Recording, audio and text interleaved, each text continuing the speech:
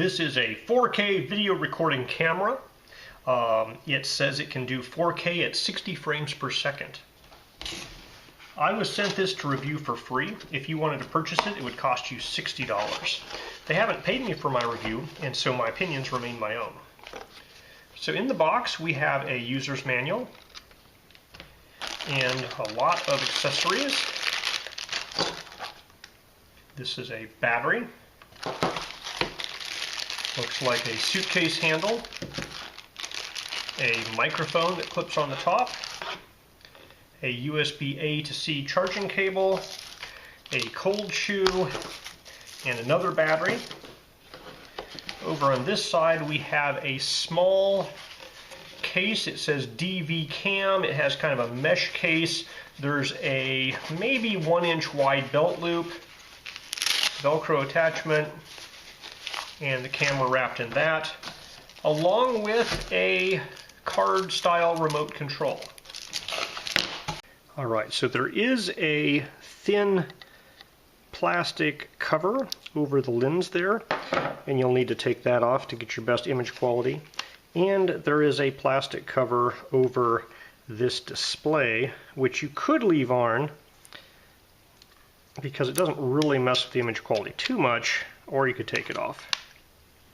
Alright, so they recommend we format the card before using, so we are going to go ahead and format this card, although presumably they should have formatted at the factory, but it's been formatted. From the factory I installed a battery and it's complaining that it's at 20% charge and I need to plug it in and charge it. So from the factory the batteries are down at the 20 to 30% level when you receive it. So you are provided a USB A to C cable to charge this guy. And plugging in here, the red light on the back turns on, and it is drawing 0.6 amps at 4.9 volts, so it's charging its battery at about 3 watts.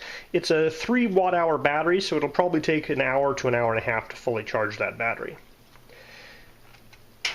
Now I want to see if it will correctly negotiate USB-C power delivery.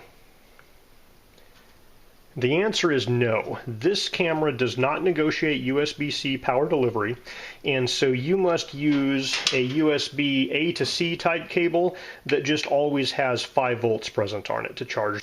It does not include an external battery charger, so although there are 2 batteries, the only way to charge them is in the camera. Alright, so this is the main camera body itself. It has a set of threads inside here that look to be about 35.5 millimeters across. There's a LED fill light here that can shine forward. This guy can rotate so you can see, you can frame your shot if you're in the shot. And it has a speaker, the menuing system, telephoto and wide, and the shutter button. Battery snaps in here. I've already put 1 battery in and you're given 2 in the package. So there are several accessories that are not strictly necessary to use the camera. The first of which is this hood system. So they have an adapter here that will screw into that, and presumably this is a 72 millimeter diameter, I guess, filter holder. So if you had a 72 millimeter diameter filter, you could put it in there. It has this little threaded guy with basically thumb screws on it, and the reason for that appears to be so that this guy won't have a gap when you screw it on. Because if you screw it on without that, there's a visible gap between these. So you can put that thing on, and then if you wanted to, you could put this hood on. And as far as I can tell, other than perhaps a little bit of glare shielding, this is really just for looks. So if you're shooting outdoors, it might prevent some light from hitting the lens. It's not going to hurt anything other than, looking kind of cheap and plasticky. I think it's mostly so the camera looks better in pictures of the camera to sell it.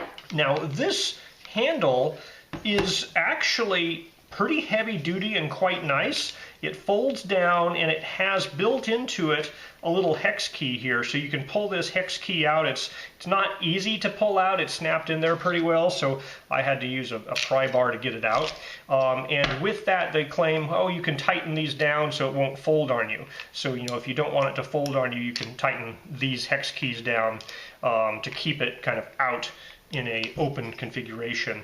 The plastic here feels like, you know, pretty hefty plastic. There's a 1/4x20 slot here you can move back and forth. The only interaction between this and the camera is that this little panel to get access to the ports is very hard to open with this on it. So I recommend that you lift that panel up before you put this on. Otherwise, it's very difficult to get down there. And you can slide this pretty far back, or you can slide it pretty far forward. I recommend kind of back so you can get a cable into those guys. And, you know, that makes it nice and easy. You can have a suitcase handle and carry it around. So it's not in the way for the most part. It might be useful if you want to carry this guy around. I mean, you can obviously carry this guy around kind of like that, but this makes a nice little handle. Now, it also has cold shoe mounting point, and the accessory they included here is this microphone. It has an internal microphone, it says, so I haven't checked the quality of the internal microphone versus this external kind of shotgun style microphone. It does fit above the hood, so that's a nice little bit of, you know, making the accessories all work together. There is also this guy, so if you have a 1/4x20 mount point accessory, you could put that in this little cold shoe bracket instead of the microphone. And there's this remote control for it. Now, the remote control most likely is not going to work with this hood on, and you can't unscrew the hood with the microphone on. So when you take this whole hood off, you'll see there's a little sensor right there, and so that sensor needs to be visible for the infrared control to work. Now, I'm not sure if the infrared remote control would work outdoors anyways, but if you want to use the remote, you won't be able to use this piece on here because it blocks that sensor. Now, if I were going to be using this outside, I might put this guy on. I don't know if I'd bother with the full square hood. So this appears to be a fixed focus camera. In the manual it claims it'll focus from 1.5 meters out to infinity. I'm hoping it'll work a little bit closer than that because I shoot a lot of product videos on this table, and so my camera is about 1 meter or less from the surface of the table. So if I were doing a small product review, I'd have it up on a tripod like this at the table. And I like the fact that this guy turns around so I can frame the shot and make sure I have, you know, the product right where I want it. It's not smart enough to turn the display upside down. So this display is upside down from what it's actually filming, and all of your indicator text is upside down. But it's good enough for framing. Alright, so if I were reviewing a product, I'd be about this far away, which is just a little bit less than 1 meter. And so I'm worried that the camera may or may not focus at that distance because it is a fixed focus lens.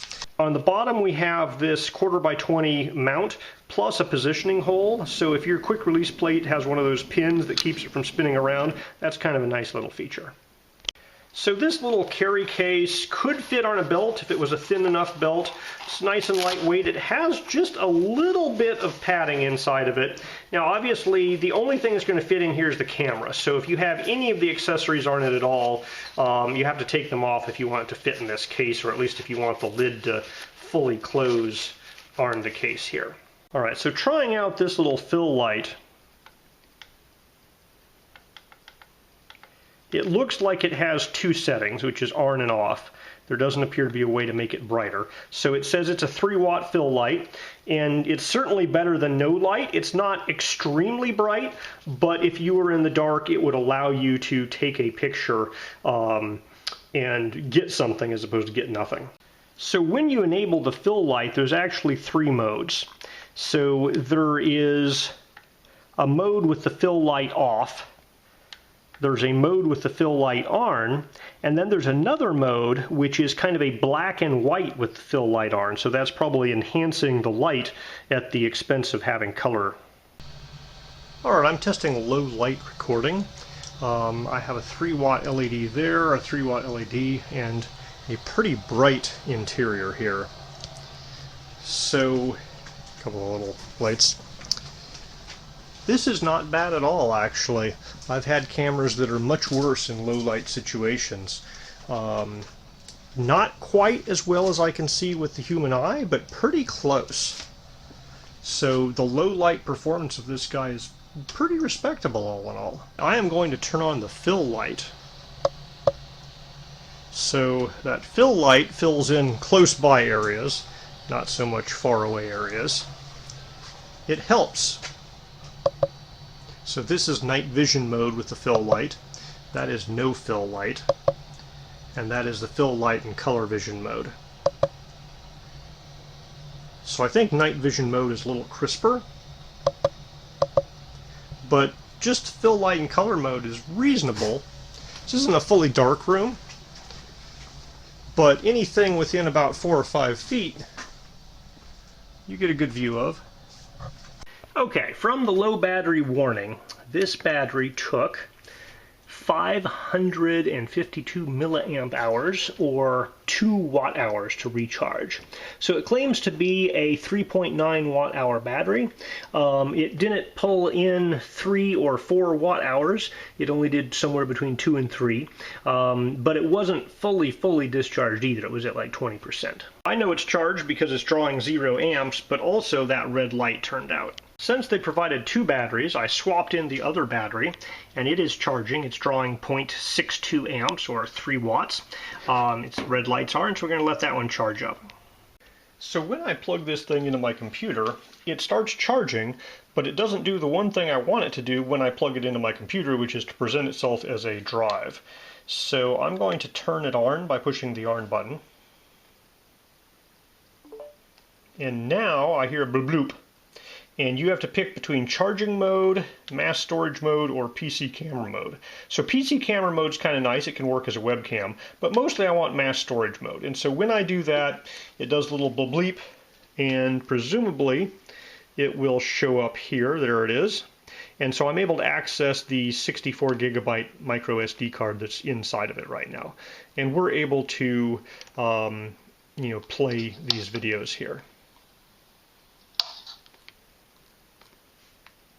Alright, I'm pasting the videos from the camera over here. I'm going through a USB-A to USB-C cable, and I'm getting about 15 megabytes per second transfer rate. That's pretty respectable. I've seen up to 25 megabytes a second from my phone, and so this is significantly faster than my original older camera that I'm shooting this particular video on right now.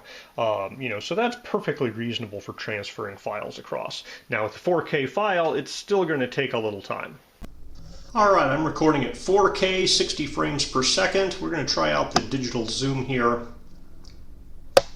That goes up to 18x right there. I would call that more like maybe 8x compared to this here, but it does have some digital zoom. Alright, I'm recording at 4K, 60 frames per second. We're going to try out the digital zoom here. That goes up to 18x right there. I would call that more like maybe 8x compared to this here, but it does have some digital zoom. Now this is the lowest resolution, 720p at 30 frames per second. The amount of digital zoom you get appears to be the same, however. At 720p, you can actually record up to 240 frames per second. At least that's their claim. So let's give that a shot.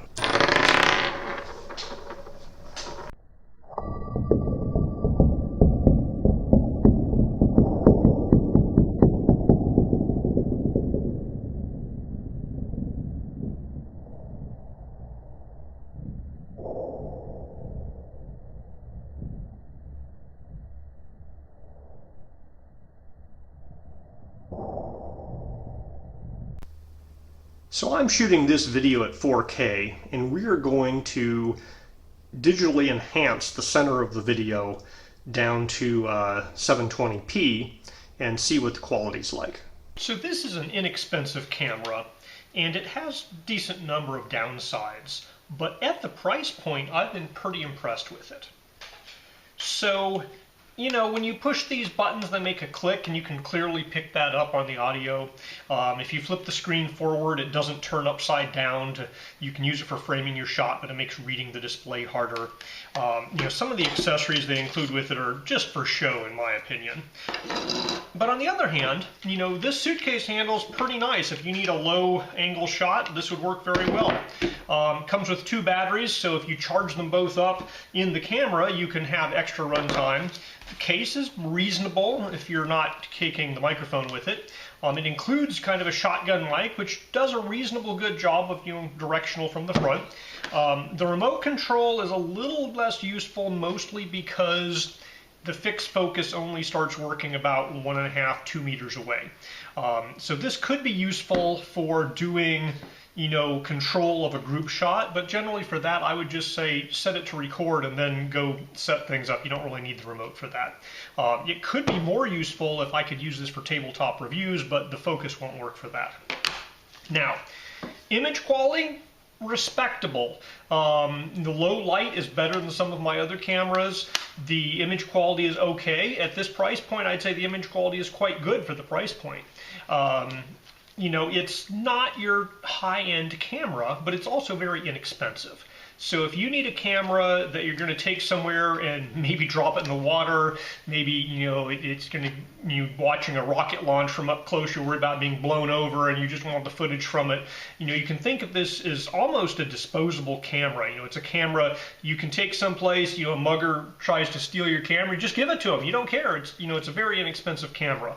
And for the price point, it has a lot of features. It has the fill light that works pretty reasonably for close distances.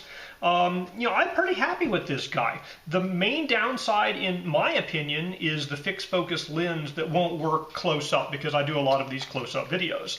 But other than that, it has a lot of the nice features. It has time-lapse mode, you know, and so you can use it for a lot of different things. And at this price point, I think it's very reasonable for what you're getting.